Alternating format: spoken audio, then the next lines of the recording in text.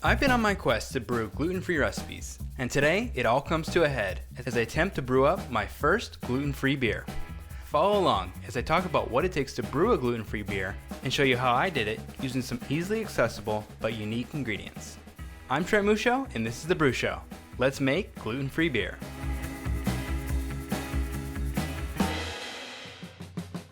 Barley, wheat, and rye are some of the most common grains in beer, but they're also full of gluten.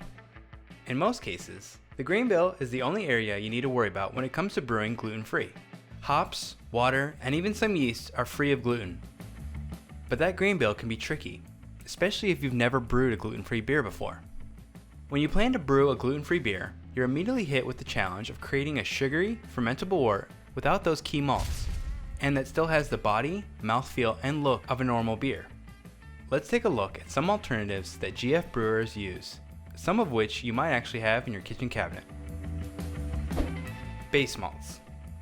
Sorghum is probably the most common base grain for gluten-free beers. It's light in color and flavor, and can add a bit of a tart kick to the brew. It's said to work best when paired with some of the others on this list, since it's so bland. It's most readily available in malt extract form, which makes it easier to use and easier to find, either at a homebrew store or somewhere on the internet. Millet is also quite popular for a base malt, and it's said to be the closest to barley. Most big gluten-free breweries tend to use millet over sorghum for that reason and the lack of tartness it has compared to sorghum. It can also come in various levels of roast, from light to chocolate to Vienna and Munich type roasts, which makes it perfect for many styles of beer. However, malted millet is much harder to come by. You likely won't find it at your local homebrew store, and only a handful of stores sell them online. You can buy raw millet and malt it yourself, but that's a little bit more complicated and time consuming, and I'll save that for a future video. Specialty grains and adjuncts. Despite the name, buckwheat doesn't actually have any wheat in it, but it can be used raw to add a nice nutty flavor to the beer. If you roast it slightly, that flavor can intensify and add loads of flavor to the beer. It's also high in protein, which can help with the body and head retention, which is often lacking in GF beers. Buckwheat is sold at most health grocery stores. Quinoa is a nice substitute for oats. It's rich in proteins, but it's quite a bit more expensive than oats, and tends to add a quinoa-like flavor in beer. Who figured? But it can be roasted to add more toasty, biscuit flavors to the beer. Rice is a common kitchen ingredient that can work well in beers, but typically rice is a bit flavorless, and is used to lighten the body and promote crispness in regular beers. But like millet, it can also be roasted to various levels to add more complexity to the beer. But also like millet, those are tougher to come across. Similar story with corn. It's usually added to regular beers to lighten the flavor profile. But in most cases, corn is gluten-free, so it's acceptable to use to add a light corn flavor to the beer. Oats can be used as long as they're specified gluten-free. Often they're processed in factories that contain other gluten-rich grains. But oats are great at adding body and head retention due to their high protein content, perfect for stouts or hazy IPAs.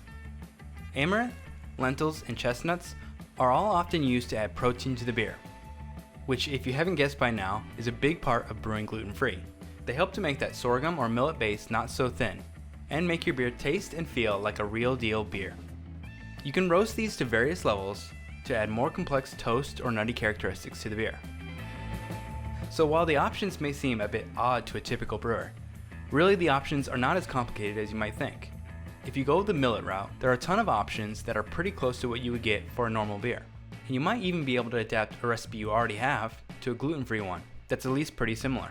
But as I said, finding them might not be easy. So for my first attempt at brewing a gluten-free beer, I had a few requirements. I wanted a tried and true recipe, and I wanted a recipe that didn't involve any ingredients too expensive or too hard to source.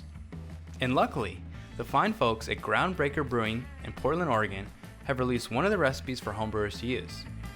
If you're not familiar with Ground Breaker, they were the first 100% dedicated gluten-free brewery in the United States, and they're very active within the local homebrew scene.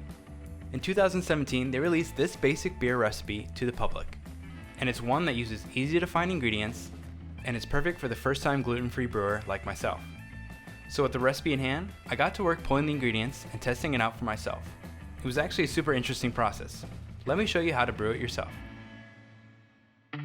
I'll be taking the recipe from Ground Breaker's blog and cutting it in half for my first go. I'll leave a link to the article in the description, which has an XML file for you to import into the brewing software, as well as a PDF. The recipe calls for a malt bill of 68% malted sorghum extract syrup, 14% roasted red lentils, 11% buckwheat, and 7% sugar. I'll just be using cane sugar. Big thank you to Northern Brewer for providing the sorghum syrup, hops, and yeast for this recipe. They actually sell sorghum syrup in various sizes, as well as a plethora of gluten-free yeasts, so be sure to check them out. As for the lentils and buckwheat, all I needed to do was head to the grocery store and pick some up. I got regular red lentils in the bulk bins, and then picked up some buckwheat from the baking aisle. This recipe calls for the lentils to be roasted before use, and in the instructions state to preheat the oven to 375 and evenly place the lentils on a baking sheet. Once the oven is heated, toast them for about 20 to 25 minutes, mixing every few minutes for an even roast. As you can see, I didn't mix as often as I probably should, so my lentils are not as evenly roasted, so do better than me. But they should have a nice color change, not too dark, smell nutty, and have a good crunch to them. I did this the night before and then set them in an airtight container for the next morning. The morning of the brew day, I heated up about 3 gallons of water. The instructions state to add the lentils and buckwheat to a muslin bag and then add them to the water as it heats up. So I did that. Once the water reached 165 degrees, I turned off the burner and let the bag of grains soak for another 10 minutes, just to be sure the flavor got absorbed into the water. I then pulled the bag out. I even took a gravity reading and saw that they did add a bit of fermentables, about 1.004 gravity. Pretty interesting. I then added the sugar, followed by the sorghum. The sorghum had a very light, floral, almost honey-like flavor. Having the recipe meant I could use one of these 3.15 pound containers Northern Brewer had. Like other malt extracts, it helps to heat up the container first to get it flowing a little better. I also used a bit of warm water in the container to get out as much as I could. I gave it all a good mix and turned back on the burner to a boil. From there, I followed the hopping schedule from the recipe, which includes 4 cascade boil additions. A quarter ounce at 60 minutes, a quarter ounce at 30 minutes, a half ounce at 15 minutes, and finally a half ounce at flame out. If you have a Wolflock tablet, you could add that in around 15 minutes, but I didn't have one on this day. I took original gravity reading and got 1.053, right on the money. After the flame out addition, I chilled down to about 70 degrees Fahrenheit and transferred into a sanitized fermenter dedicated to gluten-free brewing. So really, this felt a lot like a normal partial mash brew day, just with a few new ingredients. The last step was to add the yeast. I'll be using Lutra Kveik since I love how quickly it works and I don't have to worry about temperature control. Make sure to find a gluten-free specific version of Lutra. If you can't find Lutra, most dried yeasts are actually certified gluten-free. So like the recipe says, you could use Saf Ale US-05 and have no issues, but just double check with the manufacturer just in case you want to sub one of these out.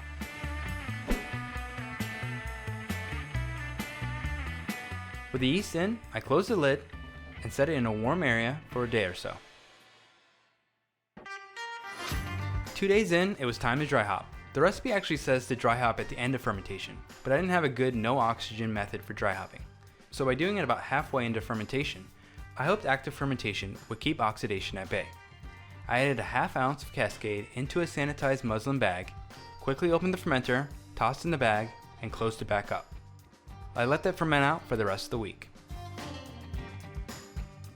At the end of the week, I monitored the gravity and it seemed to be stopped around 1.012, which per the recipe was right where we needed to be, meaning this one comes in at about 5.4% ABV.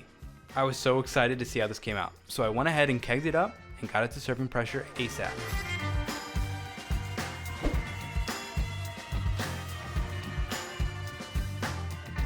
Guys, we made gluten-free beer, and I gotta say I'm quite impressed with how this came out. For one, the color is a nice golden hue, and the head retention is a beast. It hangs around forever. I'm guessing that's thanks to the buckwheat and lentils, as well as that pretty heavy hop schedule. The aroma is very bright citrus and notes of pine, that classic Cascade aroma. And in the background is a bit of white bread, gluten-free bread of course. The taste is at first a bite of tartness, which after learning more about sorghum, is actually quite common. It's not a sour, but it does have a slight tanginess. And the hoppiness of this beer ties into that. And on the first few days I was trying this, it was a bit intense.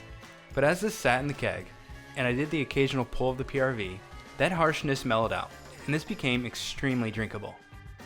If I were to brew this again, I probably want to do the dry hop, and I would try to get my hands on the malted millet. I'd love to sub it in for the sorghum to see how it might be different. I really do think if you were to give this to someone, they might not immediately guess that it's gluten-free. The body is nice, not too full or too light, and the flavors don't linger or stand out as weird. It just drinks like, well, beer. If you're looking for a first gluten-free recipe, I highly recommend trying this one out. I found the experience to be extremely satisfying and a good challenge for me. Plus, I learned a lot along the way. It's always good to try something new and push yourself. You never know what you might learn or how it can improve your other beers. But if you're more into brewing normal beer and still want to reduce gluten, check out this video to find out that one special ingredient that can unlock a gluten-reduced world to all your beers.